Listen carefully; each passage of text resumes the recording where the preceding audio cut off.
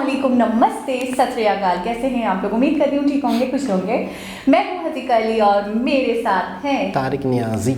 अस्सलामुअलैकुम, नमस्ते, सत श्री अकाल। उम्मीद करता हूँ ठीक होंगे, खुश होंगे। दोस्तों जहाँ रहें खुश रहें, माँ बाप का ख्याल करें क्योंकि माँ बाप है तो सब कुछ है। चैनल को सब्सक्राइब, वीडियो को लाइक दोस्तों के साथ और बेल आइकन को तो ज़रूर प्रेस करें ताकि आने वाली हर वीडियो का नोटिफिकेशन आपको टाइम टू टाइम मिलता रहे। तो आज की हमारी वीडियो है नरेंद्र मोदी इन आपकी अदालत 2014 पार्ट 4। सो स्टार्ट करते हैं अपनी वीडियो को। Let's start.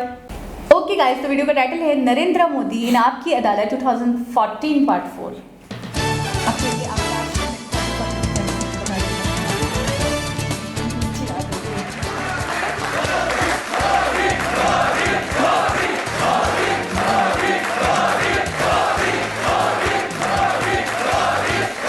Welcome back. आपकी अदालत में आज इल्जामात और सवाल आपके घेरे में हैं। गुजरात के मुख्यमंत्री नरेंद्र मोदी आपकी अदालत में अगला आपकी अदालत में बीजेपी के प्रधानमंत्री पद के उम्मीदवार नरेंद्र मोदी पर इल्जाम है कि ये बीजेपी पर एक छत्र राज चलाते हैं। एक छत्र राज चलता है भारतीय जनता पार्टी में।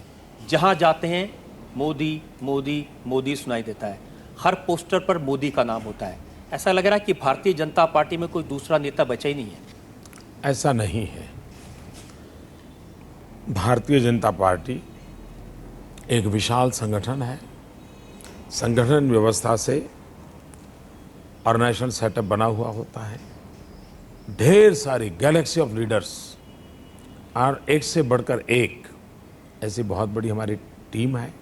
कभी हम अटल जी के नेतृत्व में चुनाव लड़ रहे थे तो अटल जी की बात कर रहे थे, कभी अडवाणी जी के नेतृत्व में चुनाव लड़ रहे थे, अडवाणी जी बात कर रहे थे।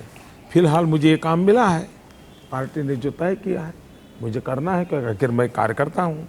तो कार्यकर्ता के नाते जो कुछ भी हो रहा है उसमें अगर मुझे जो कुछ भी योगदान देना होता है वो देता हूँ। हम एक टीम है, एक बहुत बड़ी टीम है और टीम के रूप में काम करते हैं। अगर टीम के रूप में काम कर रहे हैं तो पिछले 6 महीने में अडवाणी जी 3 बार क्यों रूठ गए? मैं नहीं मानता हूं कि वो रिठे हैं और वो देखिए, मैं आपको 3 उदाहरण बताता हूं। जब नरेंद्र मोदी को चुनाव प्रचार समिति का कन्वीनर बनाया गया गोवा में, अडवाणी जी रूठे, उनको सब लोग मनाने गए उनके घर पे। जब नरेंद्र मोदी को प्रधानमंत्री पद का उम्मीदवार डिक्लेयर किया गया तब वो मीटिंग में गए, फिर उनको मनाने गए। और अभी लोकसभा की टिकट जब डिसाइड हो रही थी, वो भोपाल से लड़ना चाहते थे, पार्टी अहमदाबाद से लड़ना चाहती थी। इन तीनों विषयों की क्लैरिफिकेशन अडवाणी जी की तरफ से भी आया है, पार्टी तरफ से आया है और ये सारी काल्पनिक कथाएं रही है। अच्छा, क्योंकि जिस दिन गोवा में तय हुआ उसी दिन फ़ोन पे मुझे उन्होंने आशीर्वाद दिए। उनका स्वास्थ्य ठीक नहीं था और इसलिए वो गोवा आ नहीं पाए थे, लेकिन अब वो मसाला बन गया न्यूज़ के लिए तो चल पड़ा। और जसवंत सिंह जी ने अभी मेरी एक किताब मोदीत्व नाम की किसी ने एक मेरे चीज़ें छपी है, उसकी प्रस्तावना लिखी है जसवंत सिंह जी ने अभी। और आपने उनको टिकट नहीं दिया? ऐसा है, टिकट मैं नहीं देता हूँ। स्टेट इलेक्शन कमेटी पूरी अपना रिकमेंडेशन भेजती है, सेंट्रल इलेक्शन कमेटी करती है। और उनके बेटे को अभी असेंबली में चुनाव लड़वाया, जिताया है। जसवंत सिंह जी के बेटे उसी बार में लोकसभा क्षेत्र से एमएलए है। तो ऐसा नहीं है कि कोई उनके प्रति कोई नकारात्मक भाव था, लेकिन ये बात सही है। अब आखिरकार देखिए, भाजपा में लाखों कार्यकर्ता है, अब टिकट तो 500 लोगों को मिलने वाला है, तो थोड़ा बहुत तो राजी नाराजी की संभावना हर जगह पे ज्यादा हो रही है कि राहुल गांधी को भी चिंता है। आज ही का मैं उनका भाषण सुन रहा था, वो कह रहे थे कि बड़े बड़े नेता अडवाणी जी हैं, जसवंत सिंह जी थे, नरेंद्र मोदी ने सबको किनारे लगा दिया। पहली बात यह है कि जो लोग हैं वे वो लोग हैं जिन्होंने मोदी को उंगली पकड़ के चलाया है, और आज भी ये वो लोग हैं जिनके चरणों में बैठ करके मैं जीवन की बहुत कुछ शिक्षा दीक्षा लेता हूँ। और इसलिए न उनको भारतीय जनता पार्टी के चरित्र का पता है, न भारतीय जनता पार्टी की कार्यशैली का पता है, लेकिन वो इसलिए ऐसा बोलते हैं क्योंकि उनके यहाँ सीताराम केसरी के साथ क्या हुआ था, उठा करके ऑफिस से बाहर फुटपाथ पर पटक दिया था। ऑल इंडिया कांग्रेस के प्रेसिडेंट थे, सोनिया जी को बिठाना था, तो उनके यहाँ ये हुआ है तो बचपन से उन्होंने यही देखा है। तो उनको बाहर का कुछ मालूम नहीं है ना। लेकिन अब वो कल्चर बीजेपी में नहीं आई। मुख्तार अब्बास नकवी ने ट्वीट किया, साबिर अली पार्टी में आए हैं, अब दाऊद इब्राहिम की एंट्री होगी। अब वो उन दोनों के बीच का मामला है, रहने दीजिए उनके पास। और पार्टी के बहुत सारे नेता ये कहते हैं कि नरेंद्र मोदी को पार्टी में जितना नहीं पसंद करते, बाहर वाले पसंद करते हैं। राज ठाकरे, आपका रिश्ता तो शिवसेना से, उद्धव ठाकरे से है, लेकिन राज ठाकरे कह रहे हैं मैं नरेंद्र मोदी को प्रधानमंत्री बनाऊंगा। पहली बात है कि इसका पहला पार्ट जो है वो आपका अनुमान सही नहीं है। आज भारतीय जनता पार्टी के मुझसे इतने श्रेष्ठ वरिष्ठ कार्यकर्ता हैं मेरी पार्टी में, मुझसे ज़्यादा अनुभवी हैं, लेकिन उन्हीं लोगों ने मुझको अपने कंधे पर बिठाया है। सही।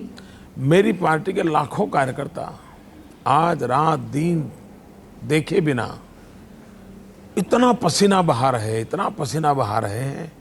अगर मैं जो कुछ भी हूँ तो उन पार्टी के लाखों कार्यकर्ताओं की बदौलत हूँ। अगर आज मैं इतना ऊपर दिखता हूँ तो मेरी पार्टी का जो शीर्ष नेतृत्व है उसने मुझे अपने कंधे पर बिठाया है, इसके कारण दिख रहा हूँ। इसलिए मेरी पार्टी में कोई मेरे साथ नहीं है ये मैं सोच भी नहीं सकता हूँ। वो सब हैं इसलिए तो मैं यहाँ दिख रहा हूँ, अगर वो ना होते तो मैं धरती पर भी कहीं नजर नहीं आता। तो रियलिटी ये है। दूसरी बात है, जब सारा देश अगर ये कुछ बातें कह रहा है तो और भी लोग कहते होंगे और दलों के लोग भी कहते होंगे। कुमार विश्वास, मैंने सुना कि वो आपकी तारीफ में कविताएं पढ़ते रहे हैं और कहते हैं कि नरेंद्र मोदी मुझसे बात करते थे। ये बात सही है। मैं तो बात सबसे करता हूँ जी। ज़्यादातर लोग ये चलाते हैं कि मोदी किसी से बात नहीं करते, कम से कम वो सच तो बोला कि मैं बात करता हूँ। लेकिन कांग्रेस में कम से कम ये क्राइसिस नहीं है, वहां तो तय है कि लीडर कौन है, किसकी कमांड चलेगी। और यही तो कांग्रेस की दुर्दशा का कारण है। देश की आरती उतारने के बजाय वो एक ही परिवार की आरती उतार रहे हैं। यही तो मुसीबत का कारण है। मनमोहन सिंह जी ने ये कहा कि Rahul Gandhi has outstanding credentials to become prime minister और मैं उनके नेतृत्व में काम करने को तैयार हूं। आपकी पार्टी में किसी बड़े नेता ने यह कहा कि मैं आपके नेतृत्व में काम करने को तैयार हूं? इसका कारण है कि मैं कहता हूं कि मैं सबके नेतृत्व में काम कर रहा हूं। मैं यही तो कहता हूं ना कि सब मेरे नेता हैं, उनकी शिक्षा दीक्षा से मैं बढ़ रहा हूं और मैं इन्हीं के अंडर में काम करता हूं। लेकिन जिनके अंडर आप काम करने की बात कर रहे हैं, ऐसे ही मुरली मनोहर जोशी हैं, वो बनारस से लड़ना चाहते थे, आप पहुंच गए वहां। मुझे निमंत्रण दिया है जी, और उनको तो कानपुर की बहुत अच्छी सीट पर लड़ रहे हैं और मैं मानता हूं वो अपने जीवन में सर्वाधिक वोट से इस बार जीतने वाले हैं। सर, आप जब प्रधानमंत्री बनेंगे तो अडवाणी जी को आप प्रेसिडेंट बनाएंगे क्या? ऐसा है, अगर मोदी प्रधानमंत्री बनेगा तो उसका मतलब है कि अडवाणी जी ने उसको बनाया है। जो मुझे बनाते हैं उनको मैं क्या बनाऊंगा?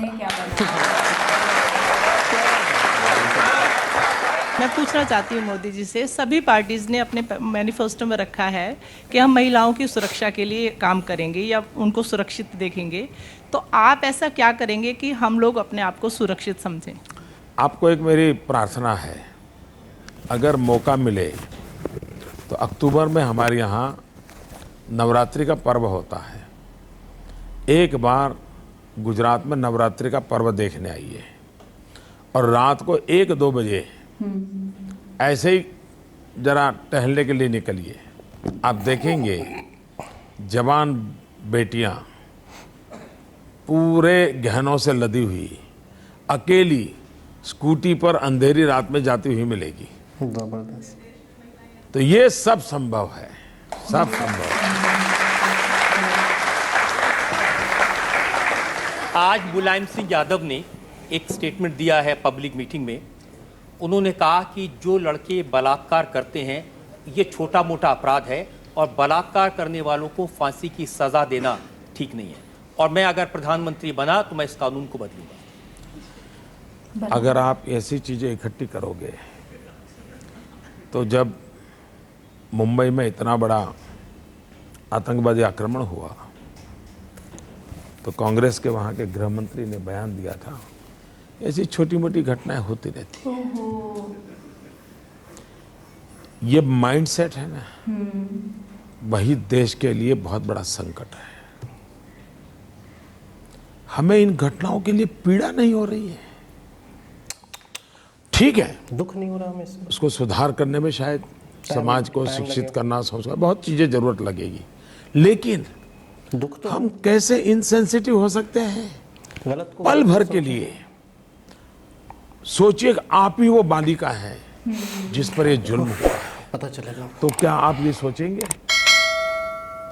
कि छोटी मोटी घटना हो गई? कोई मसला नहीं। एक बार सोच लीजिए, आप खुद एक बालिका है, या ये सोच लीजिए आपकी अपनी बेटी है और उस पर जुल्म हुआ है, और तब आपका रूप देखिए आपको क्या विचार आता है। भारत की हर बेटी, सजाए मौत का कानून हमारी अपनी बेटी है। 21वीं सदी, तभी तो रुकेगा। सुशिक्षित समाज, और ये क्या हम सुन रहे हैं? ये मन को परेशान करने वाली चीजें हैं। और उसमें भी एक घाव पर एसिड छिड़कने का काम इन नेताओं की नासमझी से होती है, तब बहुत पीड़ा होती है। मैं इसका राजनीतिक जवाब देना नहीं चाहता हूं, मुझे बहुत पीड़ा होती है। मैं कोई पॉलिटिकल स्कोर नहीं चाहता इसमें। मैं भगवान से प्रार्थना करता हूं कम से कम ईश्वर हमें ऐसी बुद्धि न दे, ऐसी बुद्धि न दे। एक और ब्रेक के लिए हम रुकेंगे और ब्रेक के बाद आपकी अदालत में नरेंद्र मोदी पर जनता के इल्जामात और सवालात का जी जनाब, जी जनाब। क्या बात है, मोदी जी का क्या स्टाइल है, मतलब लेवल ऊपर से ऊपर से ऊपर जा रहा है बस। बिल्कुल ऐसा ही है। सवालात कठिन से कठिन होते हो रहे हैं और जवाबात उस इतने सिंपल अंदाज में कि ये तो बस मक्खन था बिल्कुल। अच्छा, मैं पता है आगे से सोच रही होती हूँ कि मैं होती तो क्या जवाब देती, मैं होती तो क्या जवाब देती, खुद से अपने माइंड में। तो फिर जब वो जवाब देते ना, मैं हैरान हो जाता हूँ। मैं वाकई कि मैंने लाजवाब, मैं इस हद तक तो गई नहीं। बिल्कुल ऐसा ही है कि इसका जवाब ये होना चाहिए, लेकिन वो इतनी खूबसूरत तरीके अच्छा, से। पता जब प्रेसिडेंट वाली बात बोली ना उन्होंने कि मेरे पार्टी से कोई अडवाणी हो और मुझे पीएम के लिए मैं कैंडिडेट हूँ, और कोई मुझसे ये पूछे कि अगर आप पीएम बन जाती हैं तो फिर आप अपने साथी को प्रेसिडेंट बनाएंगे कि नहीं बनाएंगे, आप अपने पार्टी के ही कारकुन को ये करेंगी कि वो नहीं करेंगी, तो मैं थोड़ा कंफ्यूज हो जाती कि मैं क्या जवाब दूँ अब मैं कैसे मतलब ना मैं हाँ बोल सकती हूँ, मैं फंस गई, ना मैं ना बोल सकती हूँ कि वो बुरा मनाएंगे।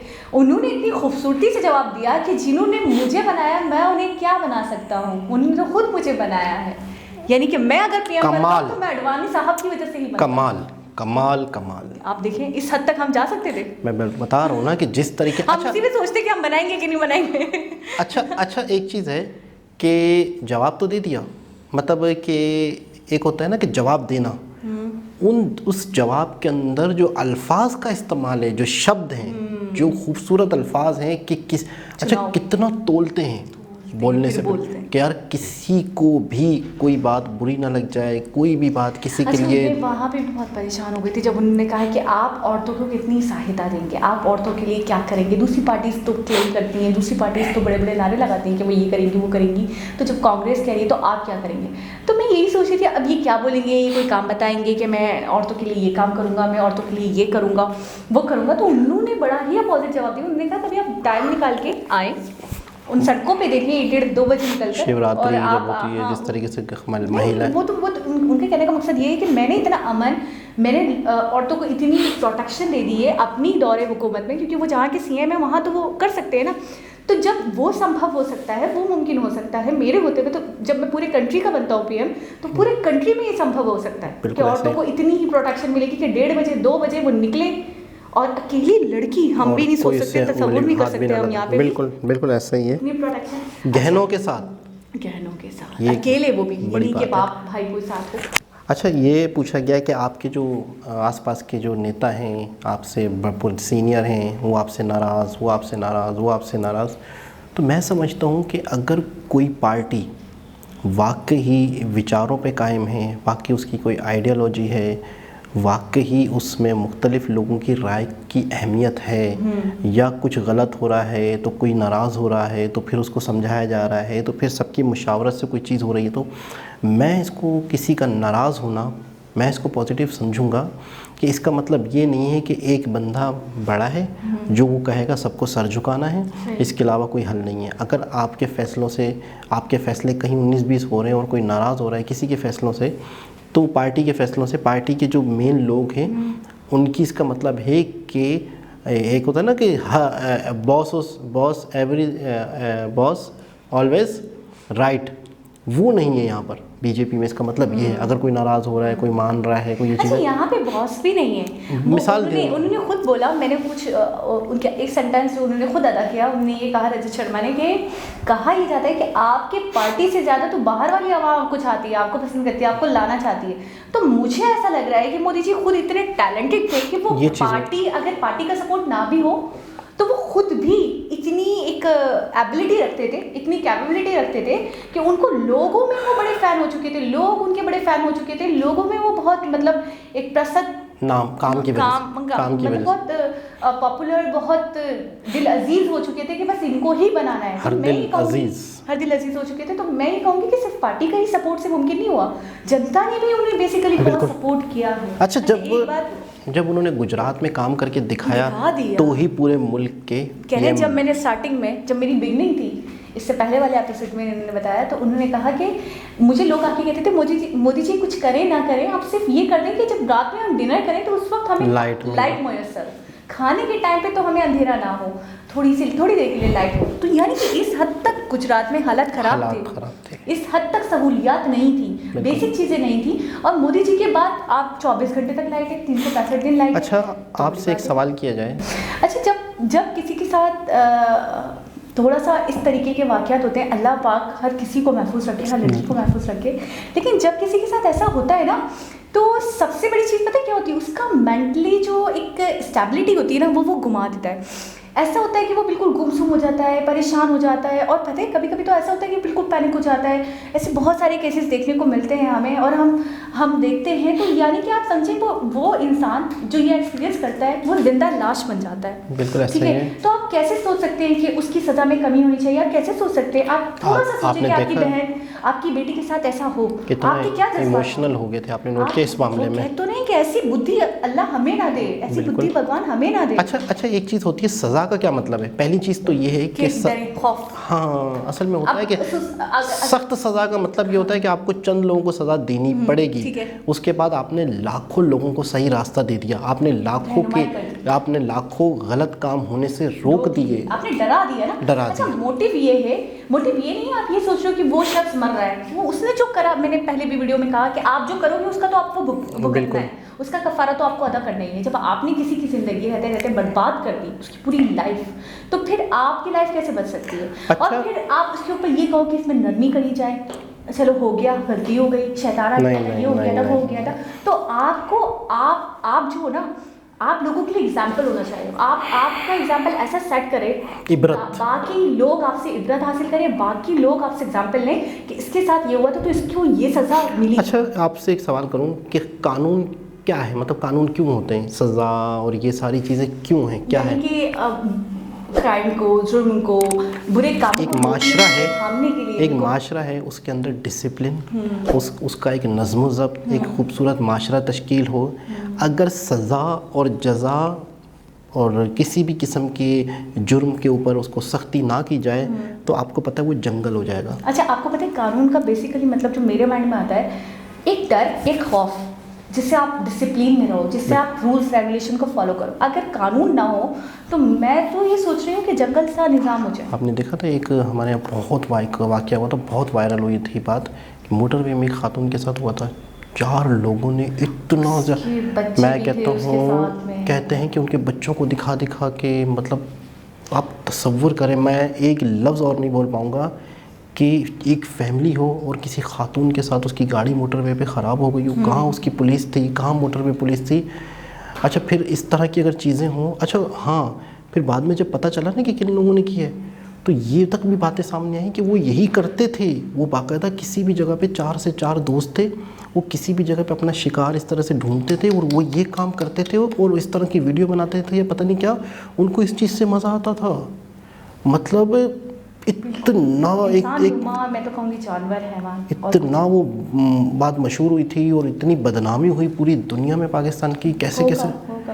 तो वाकई इसकी सज़ा मौत से भी अगर कोई बड़ी सज़ा होती तो मैं तो कहती हूँ वो होनी चाहिए थी। तो एक बहुत ही ज़बरदस्त वीडियो जिसमें मोदी जी से रिलेटेड हमें और बातें पता चली। फिर मैं ये कहूँगा ये 2014 था और हम 22 में बैठे हुए हैं और हम हकीकत देख चुके हैं। और एक और बात कि मोदी जी एक बार नहीं 2 बार प्राइम मिनिस्टर बन चुके हैं।